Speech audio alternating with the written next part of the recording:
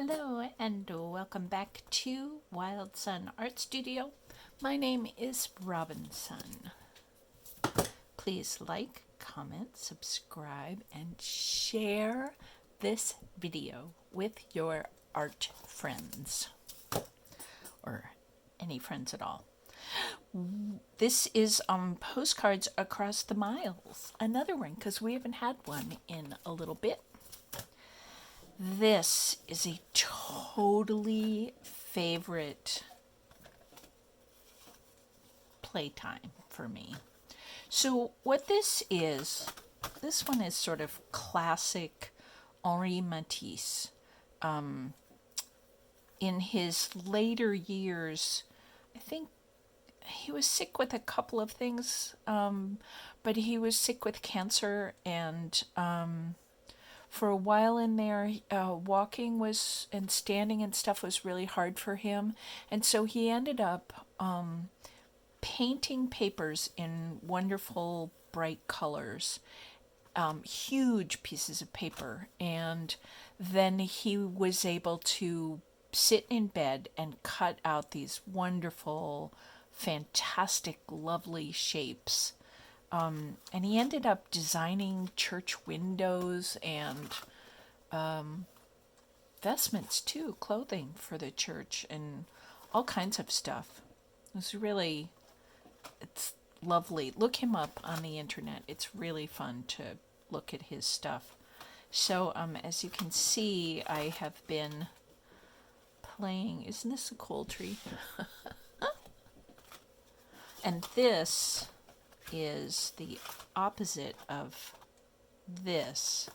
So I cut out this shape from the red paper and I pasted the background onto yellow paper, and then I took the object itself that I had cut out and pasted that on green paper.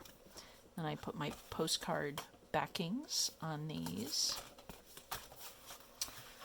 So have we been through all of them? Oh, look at this one. Isn't this wonderful?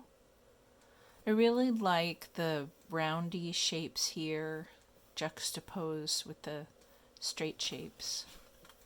And I think I hand cut, because they're not perfectly round. They're imperfect. Let's see if you can see. Can you see? It's not total. I thought I had punched them, but I guess not. I think I'd really cut them. This one's kind of cute. I just can't tell whether it's a beet or a heart or, yeah, beet with a little root. These two.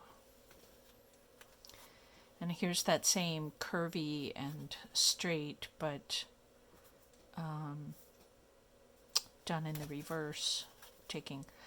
This one was really fun to cut. Sometimes when they're really hard, this is kind of weird. This is a little Dr. Seussy. When he draws those amazing foresty, jungly things. Here's my beet again. And here's the reverse of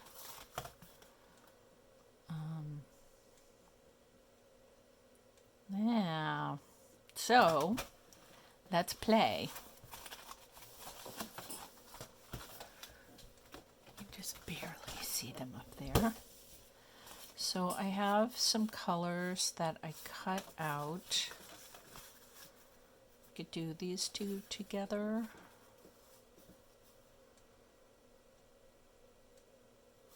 I don't know. Let's just start. Let's start with a nice color. And I think I'm going to use my long shears today. I met this wonderful woman at an art and book market in a nearby town. This was a couple of years ago, and she did Scherenschnitt. Is it German? I think that's a German word. Yes, because it's not the Polish one, which is another name. The paper cutting in Poland has its own name, and Scherenschnitt is the German name. Anyway, she lived on a farm and there were sheep, and she did these amazing, like, silhouette pictures of the sheep and her farm and trees, and it was just gorgeous, and it was all in black and white. And she had an old pair of sheep shearing blades. It was like the blade, and then it was on a loop of, it was like all one piece of metal, and they'd flattened out probably a piece of wire that wasn't a whole lot wider than this, and looped it around, and then they flattened this edge and flattened this edge. It's a brilliant pair of scissors. They're shears, they're sheep trimming. And the you squeezed it to cut, and the blades were like this long, and she did this little fine details of grass and flowers and stuff with her big shears. It was impressive. All right. Pattern. I could have thought about this before. And then I wouldn't. Let's do sort of a.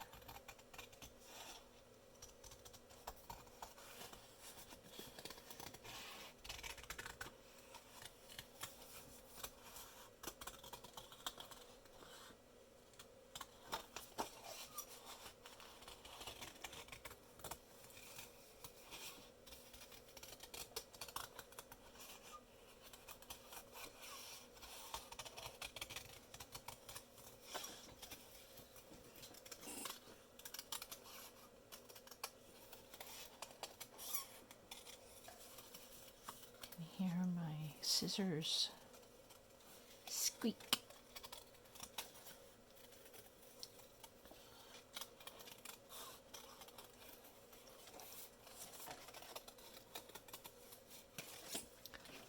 I actually didn't, excuse me.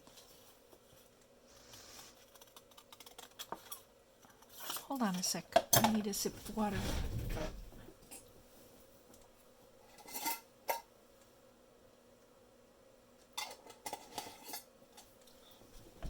Oh, I'm so sorry. A little dry throat there.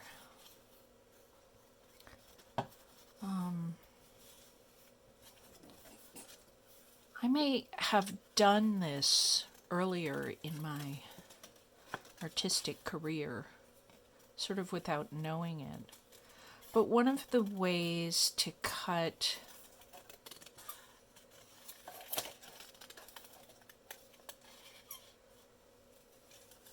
long shapes like this. Sorry, I'm trying to engage right brain spatial and left brain vocabulary at the same time.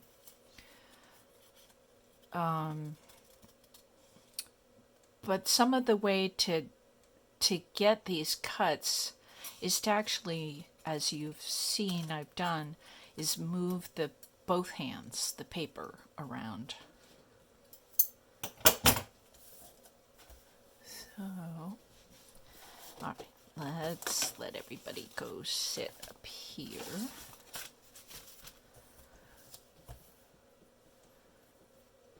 So we have the positive and the negative. And the question is, would I like to turn that over? No, I would not. Thank you for asking.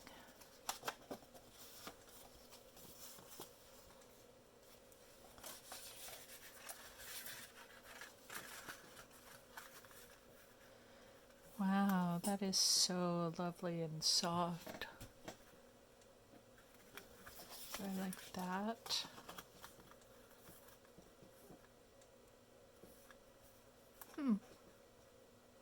Boy, through the camera, this looks, this makes the blue makes the yellow look a little greener than it is in real life.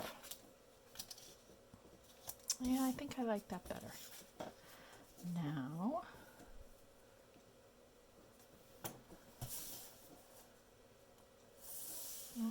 I like that better. Okay, thank you, yellow. And, then it's pretty easy. It's just cutting and gluing.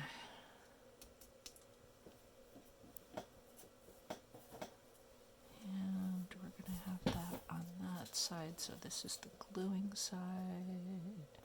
And this is just Elmer's glue in here. This is nothing particularly fancy. I somehow have the feeling that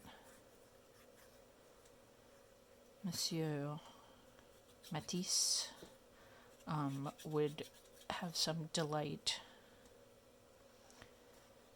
in using old scissors and Elmer's glue.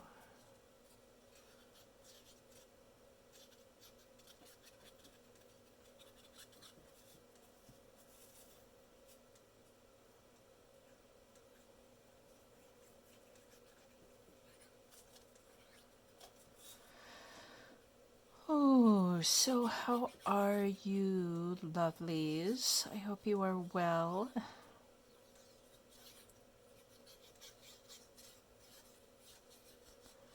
I hope you are making lots of art to fill the world with as much beauty as we can possibly manage.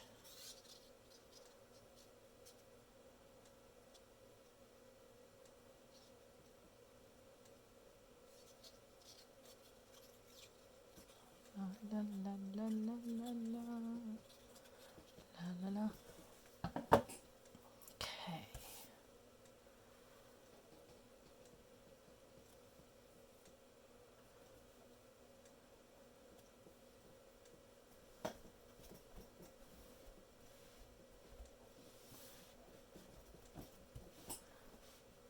I heard the song.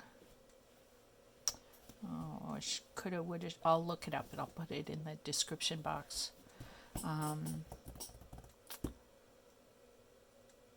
Then I look at you and I know it's gonna be a lovely day.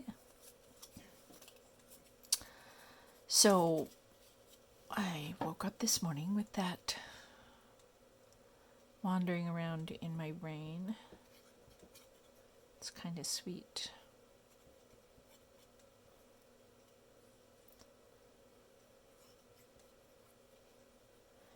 So as I do the important work of cutting and pasting, I feel sort of like a kindergartner,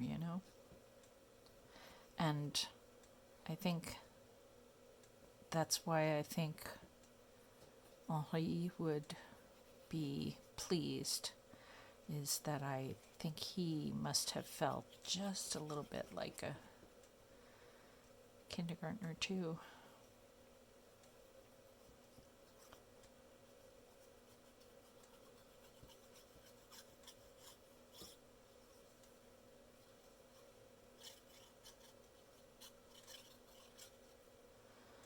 I've held for a long time that art can be an exquisite healing place. Meditation has often been a challenge for me. I get so distracted and I get intrigued by what comes up when I sort of quiet down and I just let the thoughts be and I stop directing them. But then they're really fun to think, and so I go off on my little wanderings. And when I make art, when I'm not talking, it lets my brain just go into that kind of dreamy place, and it's a focus. It is a focus, which is, I think, what we're supposed to be doing when we're meditating. And so I am directed a little bit. You know, I keep coming back to where's the line? Stay where I want to be.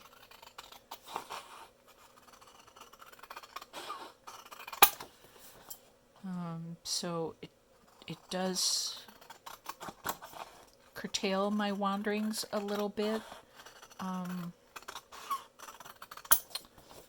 But it also makes me a little less fidgety.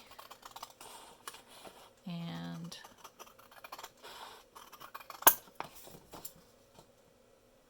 helps me get quiet pretty quickly.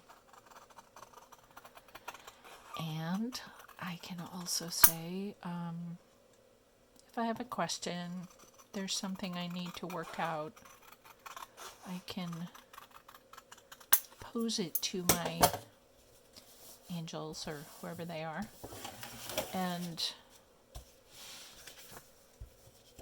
they, come back and actually I saw this done like this. With the upside of the postcard, when it's a vertical one like that, put the top of the postcard on this side, so you turn it over, and there it is. I looked at the way the big children do at the big card companies. That's what they do.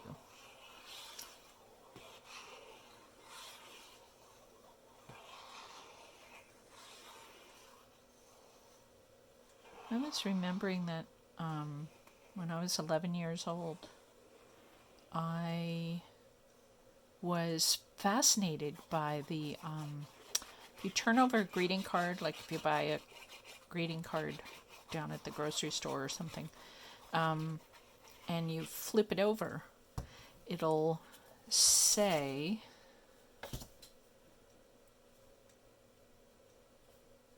in the middle of the back, you know, the details of the designer. You take a greeting card, you know, that opens like that, and you turn it over, and right in the middle it'll say American Greetings or Hallmark or whoever the artist is and what the copyright date is and all that stuff. And I thought, oh, that's how the big kids do it, so that's how I'll do it. When I was 11 and I made up the name of my postcard company, I was thinking I'd kind of forgotten that this was a childhood dream of mine to design postcards and letter papers and posters and all that stuff. That's what I always wanted to do.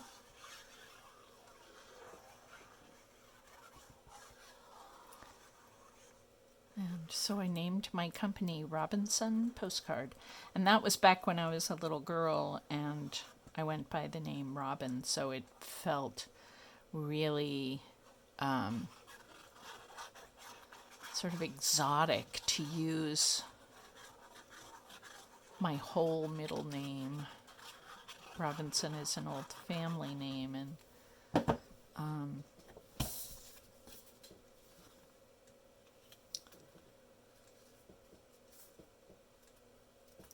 yeah, like, I don't know, I was just sort of a kid in elementary school, and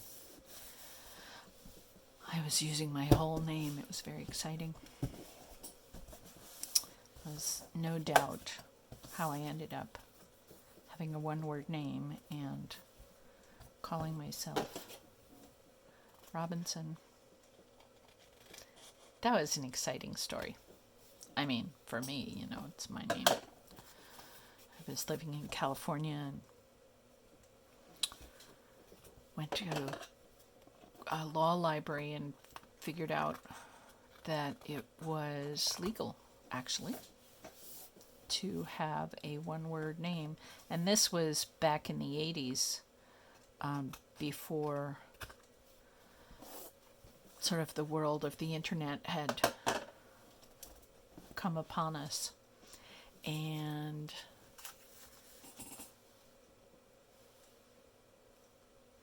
so it was okay to have a one-word name, and it didn't confuse computers, and people didn't like it, but I could just say, well, look at my license. See? That's me. So here we go. 2 Faux Matisse postcards for me to send out. Oh, and I will tell you that these, yeah, there's the shine. So I put a little Mod Podge mat on these just because there's so many tricky little edges, and it'd be hard to glue and make sure that I caught everything. So I just did a layer of Mod Podge over the top, which, it's not too shiny. It's a little shiny, but it's not too shiny. So my blessing to you is shininess and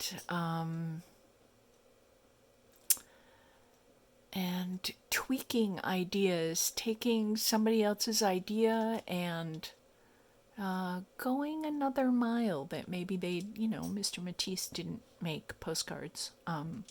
So I kind of get to, I would be thrilled if somebody took some of my ideas and went off in another direction with them. So, so that's sort of the blessing for us today, to be shiny in our own right, to take ideas, to give credit where credit is due. But if you think up a new thing to do with paper cuts or something that I do, and you use them in a different way or something, have at it. Or even if you use them in the same way. Have fun. And yes, fun and shininess and inventiveness and tweaking sounds like a word that's not wonderful enough for how much fun it is to play with the masters, the art of the masters. Anyway, have a lovely day, like the song says. And I'll see you again another time. All right, bye.